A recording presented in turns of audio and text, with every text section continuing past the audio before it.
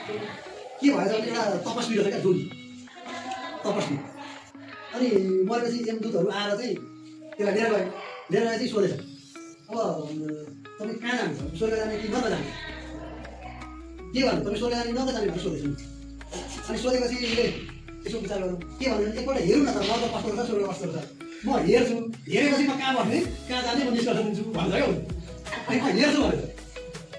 अनि लु त हेर्दै बाँध्दै भनेर लिएर गएछ पहिले कहाँ गएछ नर्क गएछ ठ्याक्क खाना खाने बेला भन्छ क्या नर्क तल खाना खाना दुलाबाट निस्केर आए होइन अनि यत्रो यो हातमा पुली बाँधेको छ यत्रो लामो डाँडो त्यो चम्ची डाँडो हुन्छ नि यत्रो लामो सबैको हातमा बाँधेको रहेछ अनि त्यो चम्चीले यसरी गर्दा मुखमा आइपुगेको रहेछ क्या लामो भएर पुगेन नि त कुरो पकाएको छ तरकारी पकाएको छ मिठो मिठो खानेकुरा पकाएको छ पुरुङ यत्रो लामो दिएको छ यत्रो लामो पुरुङ त अब यहाँ लगाएर कहाँ खाने हुँदैन धेरै यसरी पानी हाल्दा नि आधा लुरे शिशुपाल खानु नगएर त्यो यसरी खाले चाहिँ कति मन लाग्छ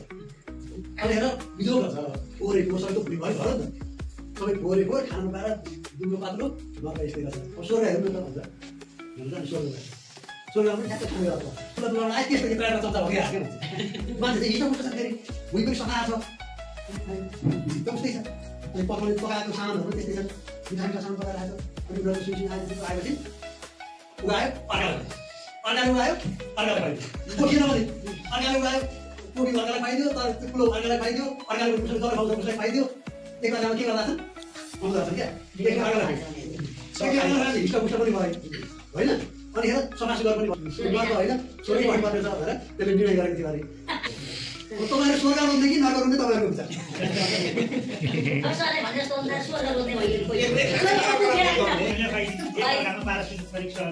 स्वर्गमा पनि नर्कमा पनि त्यही हो चिज होइन चम्चा त्यही छ ठुला हात होइन हिस्टपुष्ट हुन्छ तपाईँहरूले तपाईँहरू स्वर्ग रोज्ने कि नर्क रोज्ने तपाईँहरूको विचार भन्दै मैले अब आउनुभन्दा यही गर्दै गयो फेरि तपाईँहरू सफल हुन्छ होला हस् नमस्कार